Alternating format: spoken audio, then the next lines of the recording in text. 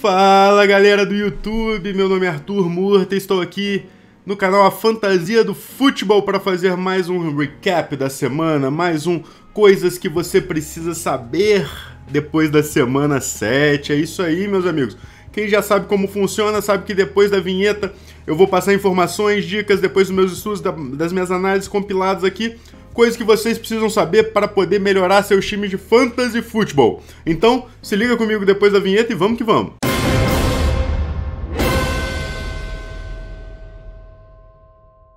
Bom, muito obrigado pela presença, então eu já vou deixando aqueles avisos. Se você ainda não é inscrito no canal, se inscreve para receber notificações, assina o sininho de notificação, se inscreve nas outras redes sociais também, que tem outras que tem live, tem outras que tem conteúdo. As dicas de waivers essa semana não vieram nesse vídeo, mas eu postei tanto no Instagram quanto no Twitter, então fica atento lá e deixa aquele like também já de uma vez, porque eu sei que você vai esquecer depois do vídeo. Isso ajuda demais o canal a chegar cada vez mais longe, a chegar cada vez mais gente, tá bom?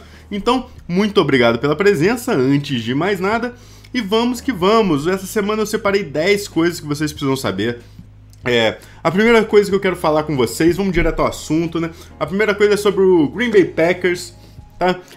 Green Bay Packers se me deu trabalho essa semana de ter que ficar mudando minhas dicas de waivers, que eu ia botar o Lazar, aí depois o Lazar pegou Covid também, o Davante Adams já tava com Covid, e a gente vai adaptando, né? A gente vai adaptando. E ó, sem o Lazar e sem o Davante Adams, o Aaron Rodgers vai ter que passar para alguém, vocês concordam comigo? E a gente tem algum retrospecto da temporada passada de 2 jogos sem o Davante Adams. O primeiro deles, o Lazar jogou, o segundo o Lazar não jogou. Então eu separei alguns números aqui desses jogos aqui, pra gente poder ter algum embasamento também, pra gente ter uma ideia do que a gente acha que o Green Bay Packers vai fazer nesse jogo de quinta-feira contra o Arizona Cardinals, né? Bom, vamos lá. O Davante Adams não jogou na semana 3 e 4 da semana passada. Na semana 3 o Lazar jogou e foi muito bem. O Lazar naquele jogo ele fez 146 jardas e um TD. Na semana 4, nenhum dos dois wide receivers jogaram. E o Marquez Valdes-Scantling jogou. A gente ainda não sabe se ele vai jogar quinta-feira agora, ele tá naquela de voltar do IR, pode ser que volte, pode ser que não volte. Mas de qualquer forma, minha grande aposta para essa semana não é ele, eu vou explicar o porquê.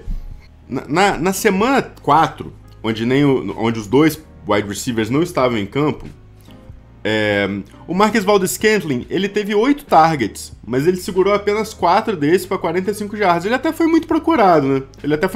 Mas não teve um aproveitamento tão bom. Então é aquele negócio, se ele for jogar, tanto ele quanto o Randall Cobb são opções ok, são opções interessantes. Um jogo que a gente sabe que o Arizona Cardinals pontua muito, então é um jogo que é bem possível que o Packers tenha que passar bastante. Só que tomando base no ano passado, além do MVS ter recebido 8 targets, os running backs foram muito utilizados no jogo aéreo, tá? O Aaron Jones ele teve 5 targets e ele converteu os 5 em 40 jardas e um touchdown. E o Jamal Williams, que era o running back 2, né, que agora tá no Lions, mas era o running back 2 do Packers, ele teve 8 targets, ele recebeu os 8 passes para 95 jardas. Então os dois foram muito utilizados, né? Mas a grande estrela daquele jogo, quem realmente fez a diferença, foi o Robert Tonyan, o tight end. Ele teve 6 targets, ele anotou 98 jardas e 3 touchdowns. E na semana anterior, na primeira semana sem o Davante Adams, ele já tinha conseguido seu primeiro touchdown da temporada. Foi meio que nessa época que o Tonyan começou a despontar no Packers, né? Começou a achar espaço. Foi justamente porque o Davante Adams é um alvo muito forte na red zone, né? É um cara muito utilizado na red zone. Então, assim, o Tonyan também, por mais que ele não esteja sendo muito utilizado esse ano, teve um início de temporada muito abaixo das expectativas, né? Muito aquém. Eu tinha apostado nele em algumas ligas, e era um alvo interessante na pré-temporada pra mim, mas ele teve um início de temporada muito aquém. Mas eu acho que essa é uma boa oportunidade, né? Ele já fez um bom jogo semana passada, anotou um touchdown, começou a dar sinal de vida, né? Foi mais procurado, ele que estava tendo muito pouco target por jogo. Eu acho que esse pode ser um bom jogo. Essa quinta-feira aqui, se tiver uma semana para apostar no Tonyan, a semana é essa. Então, basicamente é isso. O Cobb é uma boa opção interessante, tal, para ligas maiores, precisando de um wide receiver. MVS se jogar também. Mas eu acho que o plano de jogo do Green Bay Packers para esse jogo vai circular muito ao redor dos running backs e do tight end do Robert Tonyan no jogo aéreo. Então a gente pode levar isso em consideração aí, pode ser uma boa opção até para ligas maiores, com ponto por recepção, se você tiver o A.J. Dillon ali, mas quando eu falo em ligas maiores, eu falo ligas bem maiores mesmo, né? Não é só liga de 12 pessoas e tal, mas ligas que você tem que escalar muito running backs e tal, até porque essa semana não tem muita bye, né? Então, em teoria, são 2 times só de bye, então, em teoria, você vai ter a maioria dos seus jogadores ali à disposição. Mas, se em caso de extrema necessidade, eu acho que o A.J. Dillon pode valer uma apostinha aí essa semana também.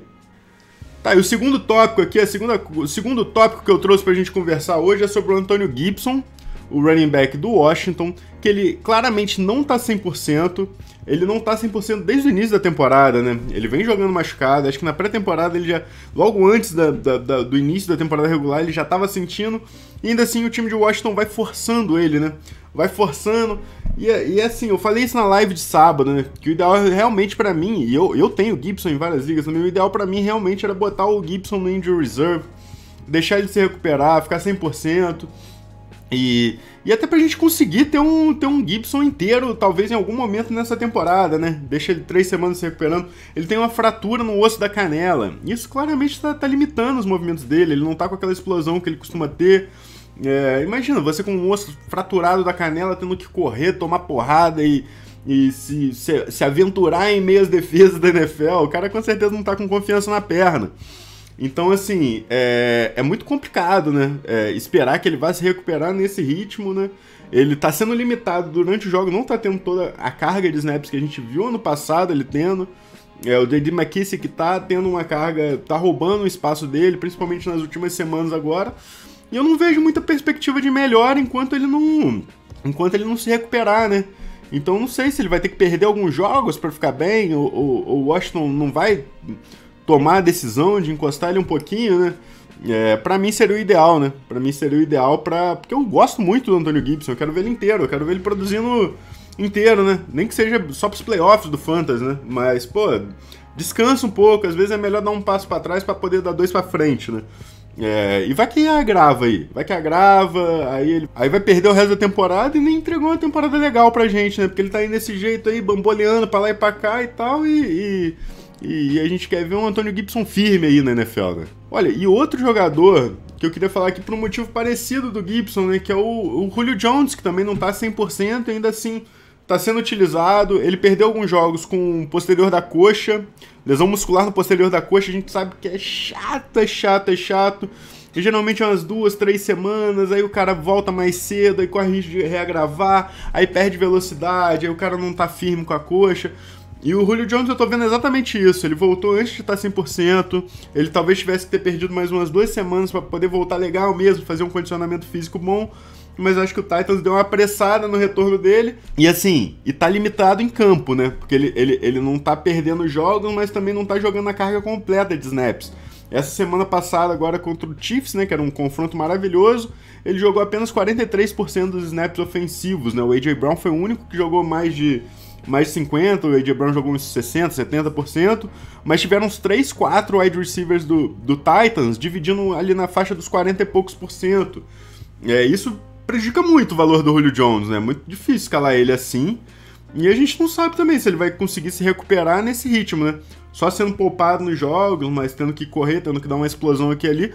Não sei se o posterior da coxa dele vai ficar bom em qualquer momento tão cedo. Agora tem alguns pontos aqui sobre jogadores que eu acho que assim, que já estão passando da hora deles, assim, que eu acho que, principalmente em ligas menores, já podem ser cortados, em alguns até em ligas maiores, sabe? O Trey Sermon é um exemplo deles, é o 4º ponto aqui que eu quero falar com vocês. Nos 2 jogos, desde que o Eli Mitchell retornou de lesão, o Sermon teve apenas 2 snaps, e nenhum deles foi essa semana agora, foi semana retrasada, ele teve 2 snaps, essa semana passada agora ele não teve nenhum, e o Eli Mitchell lidera o backfield. Jamichael Hasty é o running back que entra para dar um descanso pro Mitchell, entra em terceira descida para receber um passe aqui e ali. O fullback, o Utic, ele voltou para a função de fullback, né, que ele tava meio que entrando para descansar o Mitchell e tal, antes do Hasty. E o Sermon não vai ter utilidade nenhuma, salvo lesões, né? Talvez uma lesão com o Mitchell faça ele ser o principal e mantenha o Hasty nessa função de running back complementar? Pode ser. Mas tem a chance também de, se o Mitchell se lesionar, o Hasty virar o principal e o Sermon entrar com espaço reduzido. Então, assim, é muito difícil confiar no Trey Sermon. Acho que na maioria das ligas você já pode cortar. Talvez se for uma liga, uma Dynasty tal, que você tem que manter muitos jogadores de uma temporada para outra, vale a pena você manter ele, ou uma liga realmente muito grande, que você tem ali o Mitchell e fala, pô, mas se o Mitchell se lesionar, eu não tenho running back. Aí você mantém o Sermon ali, mas na maioria das ligas eu acho que ele pode ser facilmente cortável e você vai ter opções melhores disponíveis aí que podem te ajudar com mais frequência. E o quinto ponto aqui é sobre o Brandon Ayuk, né, outro jogador do 49ers, wide receiver, que também pode ir embora da maioria dos times, salvo em ligas muito grandes. Ao contrário do Sermon, ele ainda tem passado mais tempo em campo, né? Só que ele não tá convertendo isso em produção. Com toda a hype que teve depois da temporada passada, né? Certeza que o Ayuk é uma das maiores decepções dessa temporada. Ele tem jogado mais de 70% dos snaps na maioria dos jogos, só não tá produzindo. Ele tem 10 recepções nos 5 jogos que participou, a média de 2 recepções por jogo. Isso porque ele teve um jogo com 5 recepções, né? Que ele tá tendo muitos jogos com menos que isso. Com 5 não, acho que foram 4 ou 5, enfim. Mas na maioria dos jogos tá bem pouca e não teve mais de 37 jardas em nenhum dos jogos, né? É muito difícil confiar no Ayuk. Eu cortaria ele na maioria das ligas. A exemplo do Sermon, assim, se for uma liga Dynasty, que você ainda enxergar potencial nele, ou a necessidade de manter ele para os próximos anos e tal. É um jogador que mostrou talento ano passado, né? Então ainda tem capacidade de se recuperar. Mas, assim, com o Jimmy Garoppolo passando a bola, com o Trey Lance passando a bola, ele não foi um fator, né? Então não sei se tem algo que possa mudar esse ano para ele se tornar um fato novo no Fantasy, algo relevante, né? Então, assim, na maioria das ligas, eu acho que ele pode ser facilmente cortável e por mais que possa doer, né, que você talvez tenha pagado uma escolha média alta nele no draft, chegou a hora, né? Ó, e tem outro jogador aqui que eu falei que vocês poderiam cortar ele nas outras semanas, algumas semanas atrás, e esse jogador ele tá tentando te enganar, mas você não cai nessa enganação, não. Você fica esperto. O Ronald Jones, ele teve seu melhor jogo da temporada até agora. Ele correu 10 vezes para 63 jardas. Mas assim, realmente não se engane, que a maioria dessa utilização dele veio no fim do jogo, quando o Tampa Bay já tava ganhando por umas 4 pós de bola do Chicago Bears, né? Aí o time resolveu, né? Não, descansa aí, ô Fournette. Fournetão, a gente precisa de você aí, vamos deixar o Rodgers correr um pouquinho. Quem sabe até se ele correr bem, alguém se interessa aí, a gente consegue uma troca, ganha umas escolinhas aí. Eu não duvido. O Ronald Jones é um nome que pode até acabar sendo trocado. E assim, se você quiser esperar finalizar a janela de trocas na NFL para saber se vale a pena realmente cortar, mas assim, para mim o único motivo que me faz segurar o Ronald Jones em algum time meu é se eu tiver o Fournette e quiser um handcuff, né, quiser deixar ele algemado ali. Caso contrário, o Ronald Jones é um cara que pode ser facilmente cortável, acho que já chegou a hora das esperanças terminarem com ele aí. Bom, outro que pode ser cortado é o Tyson Williams do Ravens. Eu acho que eu já tinha falado isso algumas semanas atrás, né? Quando o Latavius Murray assumiu a vaga. E agora sim, o Latavius Murray tá machucado, né? Você pensou, pô, às vezes agora o Tyson Williams vai, né? Mas assim, mesmo com o Latavius Murray machucado, o Ravens se enfiou num comitê triplo de running backs, onde o Tyson Williams é a terceira opção. Ele tá atrás do Devonta Freeman, tá atrás do Le'Veon Bell. Os dois veteranos estão tendo mais espaço que ele. E ainda assim, os três estão tendo espaço muito limitados, né? Acho que nesse último jogo agora ninguém teve mais de 5 tentativas de corridas. O Freeman ainda se salvou fazendo um touchdown, mas tá muito difícil escalar qualquer um deles. E o Tyson Williams consegue ser o menos utilizado dos três. Tá? É o que passa menos tempo em campo, corre menos e não tá correndo muito bem também. O justiça seja feito, o Le'Veon Bell também não. O Devonta Freeman essa semana também não correu bem, mas anotou um touchdown, né? Então acaba ganhando um passe livre, assim. Mas tá muito difícil confiar nesses running backs do Ravens, assim. Eu tenho mais expectativa um pouco no retorno do Latavius Murray. Talvez se quando o Murray voltar, ficar um comitê duplo, Murray e Freeman, talvez os dois consigam ter mais valor. Mas assim, nas últimas semanas também o Ravens tá passando muita bola, né? Essa semana em específico, né? Caiu numa desvantagem ferrada contra o Bengals. Algo que nem é muito comum a gente ver, né? O Bengals o Ravens, que historicamente tem uma defesa forte e tal, Mas é uma defesa que não tá bem esse ano, né? Tá cedendo muitos pontos e com isso o Lamar Jackson tá sendo exigido para passar mais a bola, né? Contra o Colts a gente já viu que ele teve que passar mais por situação do jogo também. Então é aquele negócio, uma coisa era um comitê tipo do que o Ravens tinha no passado, que o J.K. Dobbins e o Gus Edwards corriam muito, mas um time que corria muito com a bola. Outra coisa é esse ano, né? Um comitê duplo, às vezes triplo, de um time que nem tá correndo tanto. Aí fica bem mais azedo, né? Fica bem mais azedo apostar nos running backs do Ravens. Ainda na AFC North, o 8º ponto que eu queria falar aqui pra vocês é pra vocês não confiarem em nenhum tight end do Browns. Mesmo com todos os problemas dos recebedores do Browns nas últimas semanas, o Landry perdeu vários jogos, o Odell perdeu vários jogos, os tight ends não estão dividindo muito espaço. A real é essa, que eles estão dividindo muito espaço para conseguir ser um fator constante. Austin Hooper, Njoku, Harrison Bryant, os três estão tendo muitos snaps, os três estão correndo muitas rotas e nenhum está recebendo muito target. Eventualmente um ou outro vai ter um bom jogo. Um jogo aqui o cara recebeu 5 passes, aí fez um touchdown, aí conseguiu uma recepção longa e tal. Mas tá muito difícil de prever qualquer sinal de consistência ali pra você saber, não, esse cara é o cara que vai ser mais utilizado sempre. Não, vai ser esse cara. Então, assim, os tight ends do Browns é um time para evitar completamente esses tight ends. E vamos para outra linha de raciocínio, né? Do Browns, ultimamente, são os running backs mesmo que a gente pode usar, né? O Chubb, aí se o Chubb não tiver, o Darren Johnson é candidato a MVP.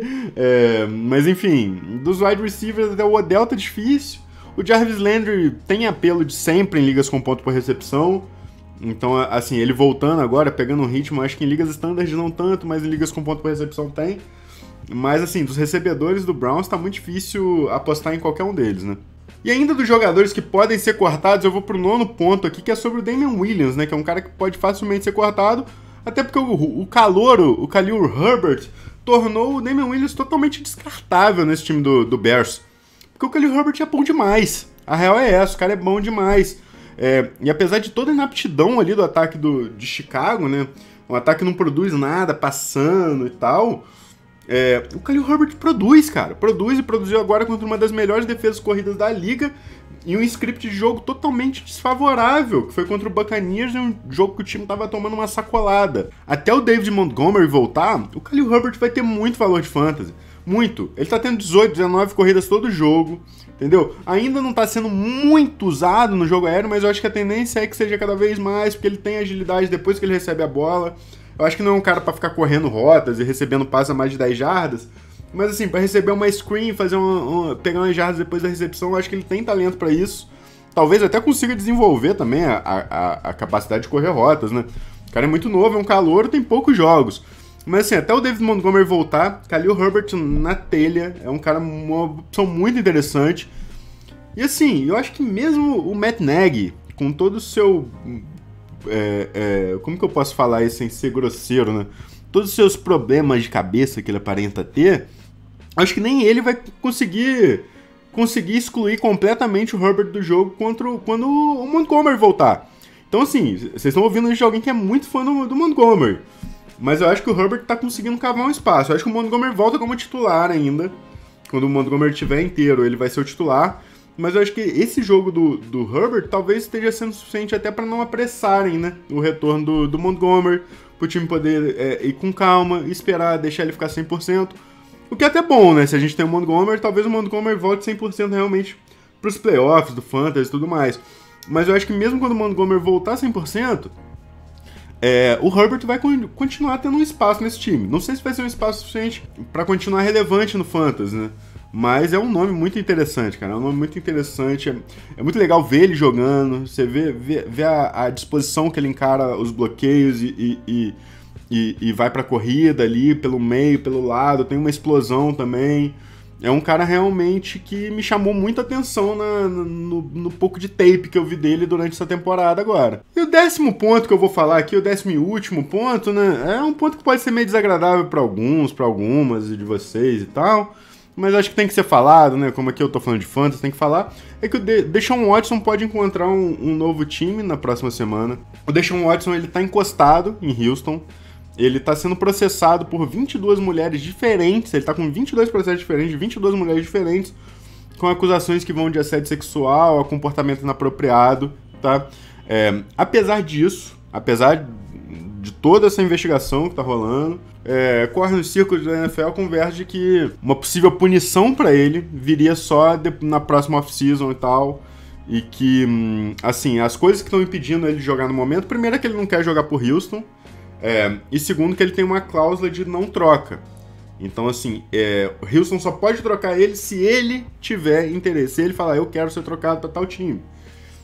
Isso pode prejudicar um pouco. Houston não pode simplesmente, então eu vou te mandar pra, sei lá, algum time tão ruim quanto o Houston. Aí você se vira lá. O Houston não pode fazer isso. O jogador tem que estar interessado. Então, assim, pra rolar uma troca pelo Deshaun Watson no momento, o Texans precisa estar interessado e precisa receber uma compensação que ache justa. Precisa encontrar algum time interessado. E o Deshaun Watson precisa falar, não, eu quero. E a princípio, assim, o nome mais quente é o do Miami Dolphins, que parece que o Deshaun Watson quer ir pra lá. Aí eu não sei se o Miami Dolphins, até que ponto o Miami Dolphins tá falando, não, o Tua é promissor, mas o Deshaun Watson pode entregar mais e tal. E assim, um nome que tava sendo cogitado também era do Carolina Panthers, né, que tá tendo dificuldades com o Sam Darnold nas últimas semanas, depois do início de temporada espetacular. Mas parece que o board lá, a diretoria do Panthers meio que falou que não tá indo nessa linha, que não quer saber do Deshaun Watson nesse momento. Parece que eles já tinham tentado, e talvez até o Broncos seja um outro time que tenha sondado na pré-temporada, na off-season, mas nesse momento da temporada são dois times que aparentemente não estão interessados. Mas assim, a janela de trocas da NFL tem mais alguma semaninha aí e tá acabando. É possível que a gente veja o Deshaun Watson voltando para a liga agora, nessa próxima semana, ou alguma coisa do tipo. O jogador ele demonstra mais interesse para ir pro Dolphins, mas ele não descartou ir para outros times também. Acho que no momento, quem oferecer para ele, assim, acho que ele... Enfim, se chegarem a um acordo, se chegar algum time para ele falando que tá interessado, eu acho que ele iria. Ele tem essa cláusula de não troca, mas eu acho que ele tá doido para sair do Texans. E o Texans aparentemente tá doido pra se livrar dele também, né? É um casamento que chegou ao fim. Assim, quem tiver estômago pra adicionar o Watson, né? Se você não tem estômago também, eu te entendo. Pode conseguir uma grande adição, né? De um jogador que sempre produziu muito no Fantasy. Mas mesmo quem não quiser ir atrás dele, né? Mesmo assim, não quero esse babaca, tomara que vai ser preso e tal. Eu te entendo completamente.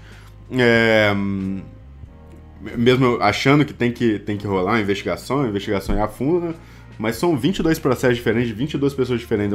Pra mim, na minha opinião, né? É muito difícil que não tenha nada aí, não tenha lobo nesse galinheiro aí. Mas assim, se você não quiser ir atrás dele, eu acho que ainda assim vale ficar de olho no time que ele vai, né? Porque certamente ele pode levantar o nível das armas, né? Dos wide receivers e tal. Então, assim, mesmo que você não queira o Deshaun Watson, acho interessante você ficar de olho no impacto que ele pode causar nos recebedores do time que resolver dar uma chance pra esse cretino aí. Beleza? Então é isso, galera. Essa semana eu não vou deixar as dicas de waivers aqui, até porque a janela de waivers já passou, né? Mas quem tiver interesse em saber quais foram as minhas indicações da semana, dá uma olhada ou no meu Instagram, tá aqui, ou no Twitter, que eu postei lá. Mas além das dicas, essa semana nem dei tantas dicas, né? Foram poucas dicas que dei. Acho que vale mais a pena até você ver os jogadores que estavam de bye semana passada, né? Que em muitas ligas jogadores relevantes foram cortados semana passada e agora o pessoal tá indo atrás deles de novo, né? Muitos jogadores relevantes foram cortados, sim, tiveram que ser cortados para a pessoa conseguir um time para escalar. Então esses jogadores devem estar disponíveis aí. Então, assim, muito obrigado. Se você não deixou o like ainda, se você gostou do conteúdo, quer ver mais conteúdo, deixa o like, se inscreve, assina o sininho de notificação, segue aí nas outras redes sociais. Todo sábado eu faço uma live lá na Roxinha para ajudar o pessoal a escalar, dar dica de escalação. Então cola junto lá também. Tamo junto demais. Até a próxima, vocês são fantásticos. Espero que tenham uma boa semana no Fantasy, na vida também. Tudo de bom pra vocês, meus queridos.